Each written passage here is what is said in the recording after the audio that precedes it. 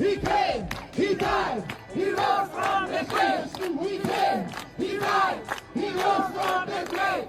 He came, he died, he rose from the grave. We will not accept. This is a Christian nation.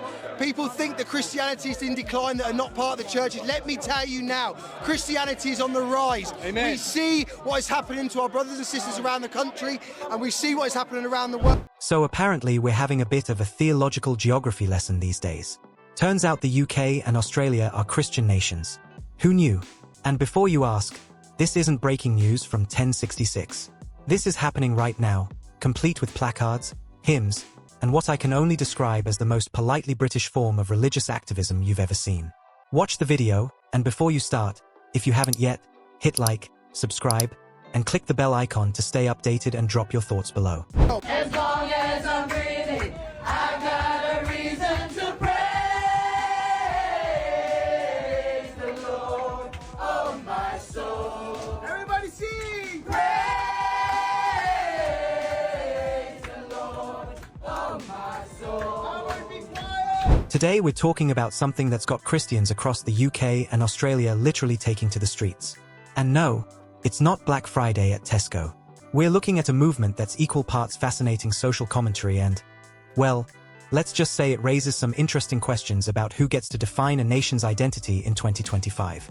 Picture this: thousands of people marching through British and Australian cities, waving signs that read UK is a Christian nation and Christ is King. They're singing hymns, actual hymns, in public squares.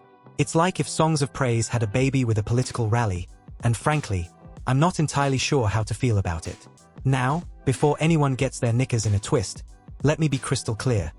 These aren't your stereotypical angry protesters. These are people genuinely concerned about what they see as the marginalization of Christianity in societies that were, historically speaking, pretty bloody Christian.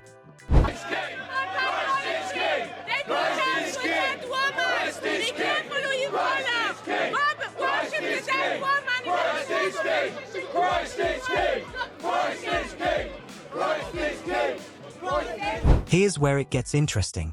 The demonstrators are claiming, and I quote, that Christians are being treated as second-class citizens in their own country.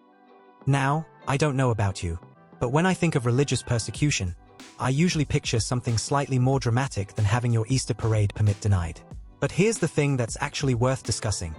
They're not entirely wrong about some of their concerns. Street preachers have been arrested. Christian events have been restricted. The question isn't whether these things happened.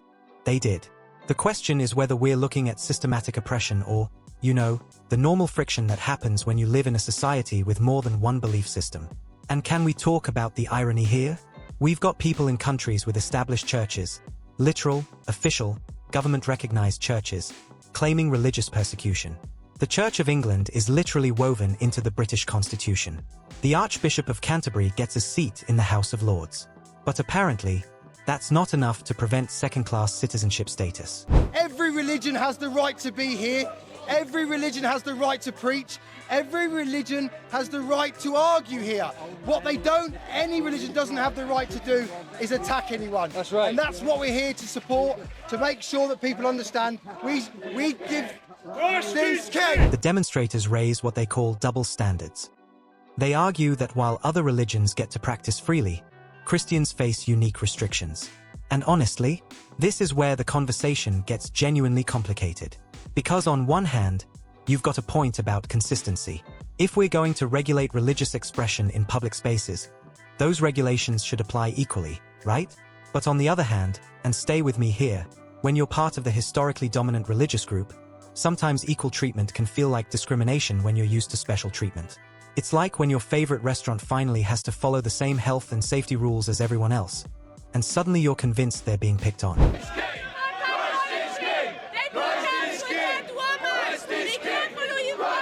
Let's do some quick maths. Christianity has been the dominant religion in Britain for about 1,400 years, give or take. The Church of England owns more land than any other organization except the Crown. There are 26 bishops sitting in the House of Lords right now. The monarch is literally the head of the church. In Australia, while they don't have an established church, about 44% of the population identifies as Christian. The country was colonized by predominantly Christian Europeans. and Christian values have shaped Australian law and culture for over 200 years. So when these demonstrators say they want to reclaim their space, one has to ask, exactly which space did they lose? Because from where I'm sitting, it looks like they're still pretty firmly planted in the driver's seat of Western civilization. One more time. Praise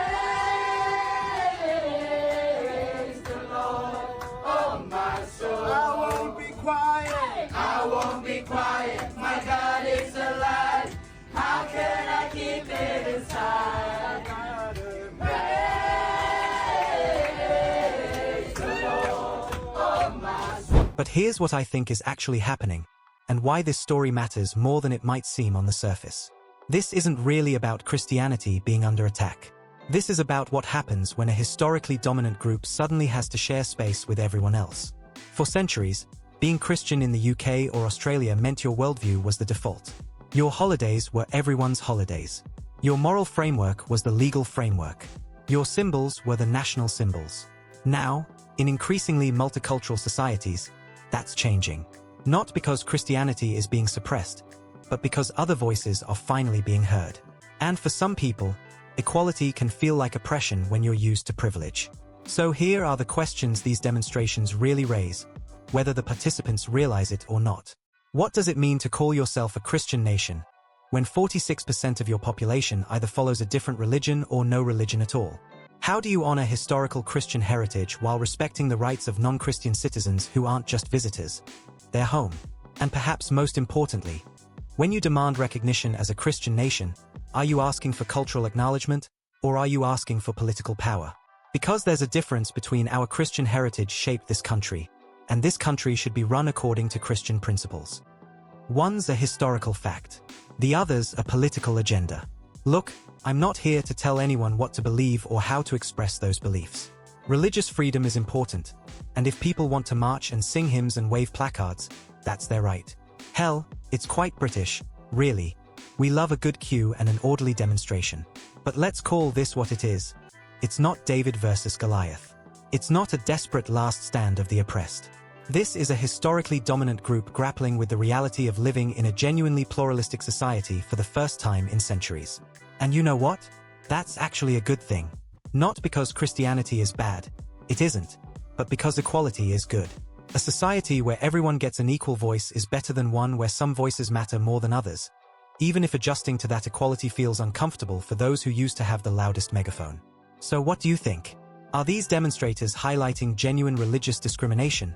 Or are we watching the growing pains of societies learning to be truly inclusive? Let me know in the comments below, and try to keep it civil. If you found this breakdown useful, click that like button, subscribe for more stories that make you think, and ring the notification bell to stay updated.